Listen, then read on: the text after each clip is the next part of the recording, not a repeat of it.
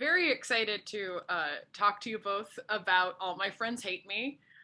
Um, I think what's so interesting about this is how well you captured anxiety in the whole thing. Like that anxiety that, well, to quote the title, that all your friends do hate you is so incredibly real. So I'm wondering, has there been a time in both of your lives that you can point to as being like, yup, that was definitely a moment that brought us to this film or that we carried in here?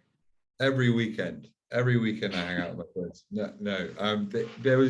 There was this sort of an incident that kind of got me and Tom initially talking about it, where I went to a wedding on not much sleep, and it was similar to the film. It was these old uni friends, and I'd sort of drifted apart from them, and I got really paranoid during the day that I'd been invited as a joke, basically, and sort of like was in my own head about it. And I was a bit embarrassed, obviously, because it's a very self-centered thing to be thinking on someone else's big day. But it kind of, me and Tom got talking, and we were like, that's kind of a funny setup, like a guy who's just convinced that he's like been invited to something, but that there's like some hostility there. And it kind of felt like it felt like it'd be interesting to play with those sort of horror stakes, but make it a bit of a comedy, and have some fun, laughing at the main character, laughing at myself, basically. Yeah. But it also feels like,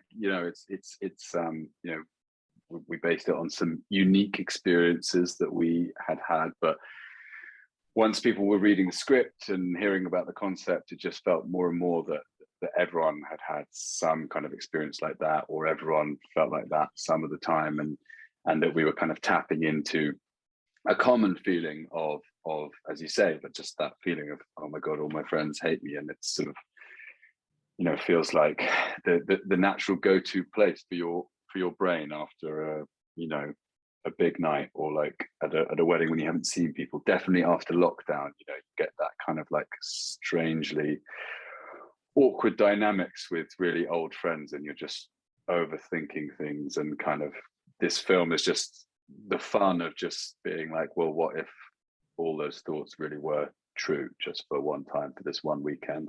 What if all those fears actually happen?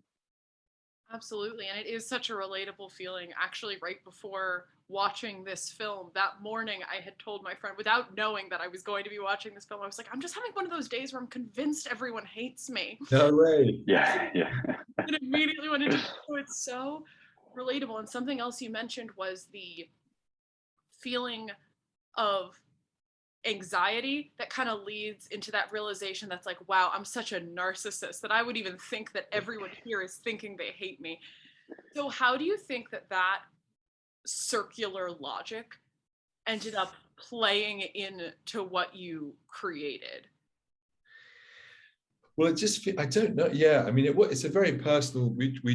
I suppose we were just like, let's just write every scene and focus on creating that feeling. And like, how do we get the best? What's the best setup? Like, what's the most satisfying setup to each scene, where like that, exactly as you say, that cycle is played out. They're like, oh my God, I'm right in thinking this, and then, oh no, I'm actually the one that is that ends up looking stupid, and God, I wish I could just snap out of this.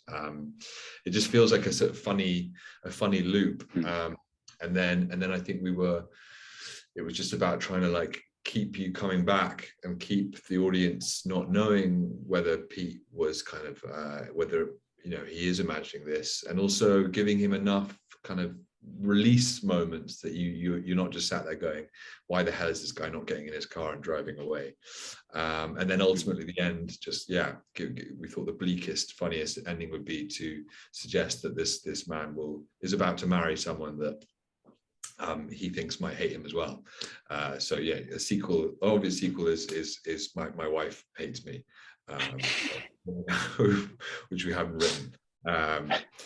But yeah, so it was kind of chasing that feeling. I'd say just staying focused on the feeling and thinking about the best way to comedically set it up. That was our our process. Yeah. And I think that going back to the wedding story, and there's two ways of looking at that experience Tom went through, and maybe some of us have all been through, you know, one which is like, oh, poor you, Tom, that's a really frightening thought, the whole of a wedding turning around and saying you're a joke, you're invited as a joke. And the other is just like, oh my God, Tom, it was someone else's wedding day, and you had this entire like sort of, you know, fantasy that the whole thing was about you. And isn't that so narcissistic? And that side of it I find really funny. And then the reverse side is something that's so frightening, that it felt like this film could try and tread the line between those two things and just create a tone that's kind of uniquely unsettling. Absolutely. And then talking about the tone, the idea of making it a horror comedy is so unique. Like, what led you to blending those two together? Like, what was the moment that you realized that's it? Yeah, well, we have as a writing duo, we've tended to write comedies. You know, we sort of came up writing live sketch stuff together as a double act, and I think we sort of started out and we're like, let's try and write something really dark, and then jokes kind of crept in inevitably, and then we were like, actually, there's a lot. This can be, you know, if you keep focusing on trying to keep the stakes really high and serious, then the laughs are going to be a lot bigger. If we like play this really straight, then that's the way to make it kind of especially funny.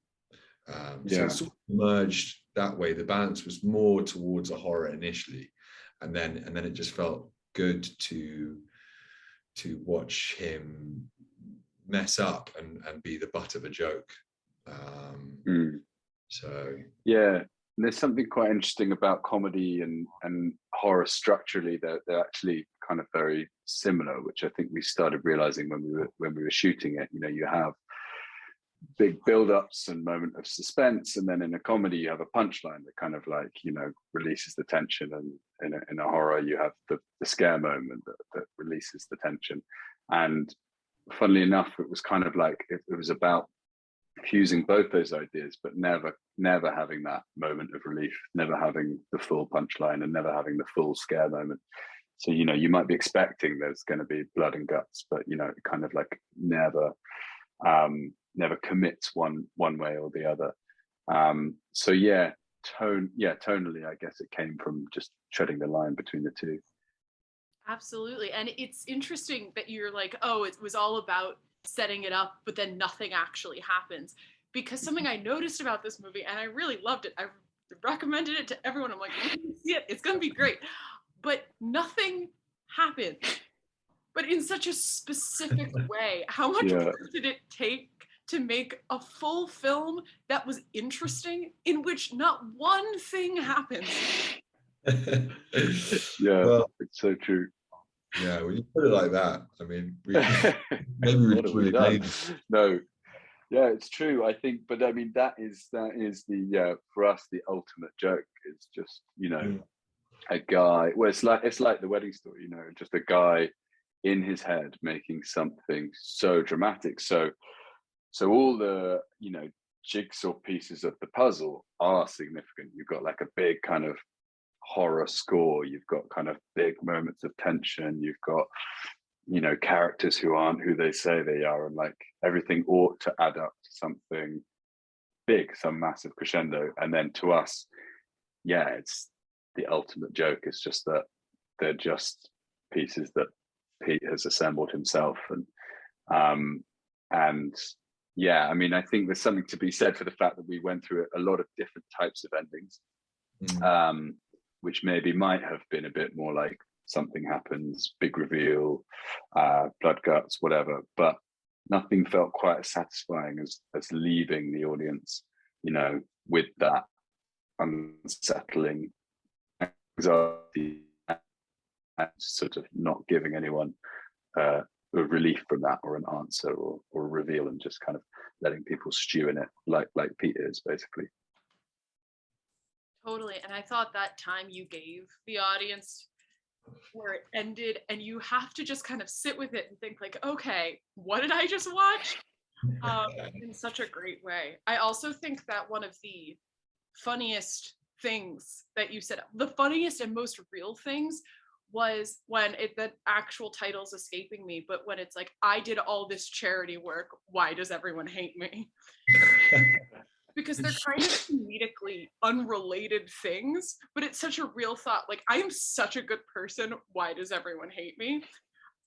Even though they don't. So do you think if there were something in your own life that is kind of your non sequitur defense of being like, people should like me, this is why, what would it be? Oh, Oh yeah. I'm a dad. I'm a dad. Please don't hit me. Don't hit me. I'm a dad. That's what I would say if I was attacked on the street. I'm an uncle. I'm an uncle. It's like a shit version. I'm an uncle. Great. I'm a great uncle to my niece. So baseline is like, I'm related to some other people. Right, yeah. Don't hate me. Hey, honestly, a great answer.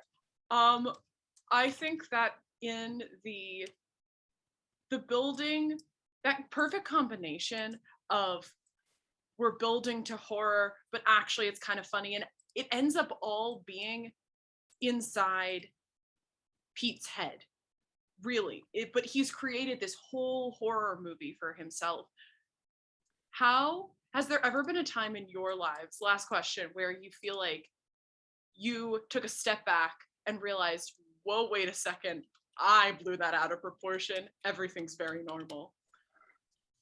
Well, I mean, yeah, Tom, you answer this because I know it's a good question. I mean, if I do another one on top of the wedding, I am just going to sound like a mental, like a very paranoid person. I didn't know. I mean, you enjoy that? Yeah, that was fine. No, I mean, I remember when we got accepted into Tribeca, we got an email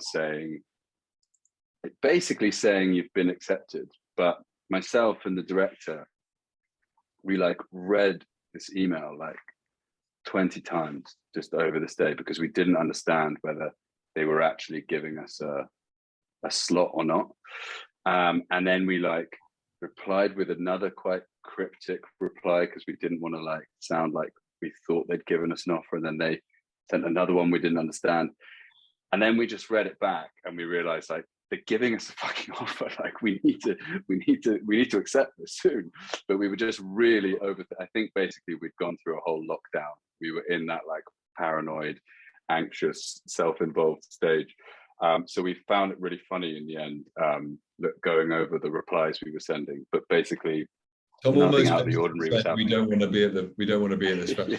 We don't trust you. We think this is some kind of. Yeah, I don't know, something like that. I feel like they happen, frequently. But like moments like that seem, very Pete, very like building something up in your head that just doesn't exist. Totally. And then you just mentioned very quickly, you mentioned the lockdown a few times. How do you think the lockdown played into the movie you ended up making? Well, luckily we shot it actually before the pandemic, so we luckily avoided it in that respect. But yeah, when it all came together, as I said before, we knew that we were tapping into a feeling that was quite common, but it definitely felt like a fitting post-lockdown movie where I think more and more people are just kind of not used to group socializing, and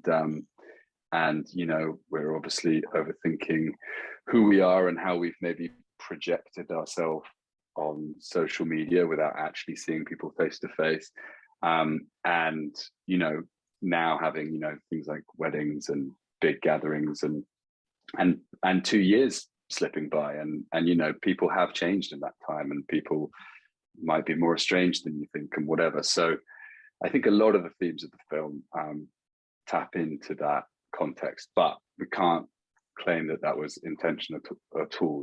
We wrote it and shot it like long before it happened, but it seems to have brought a new relevance to it. Yeah, amazing. Well, thank you so much for talking to me. Thank you, Dolly. I'm so glad you enjoyed it. And, yeah, your friends don't hate you. Don't worry. Oh, Yeah. thank you so much. Have a great day.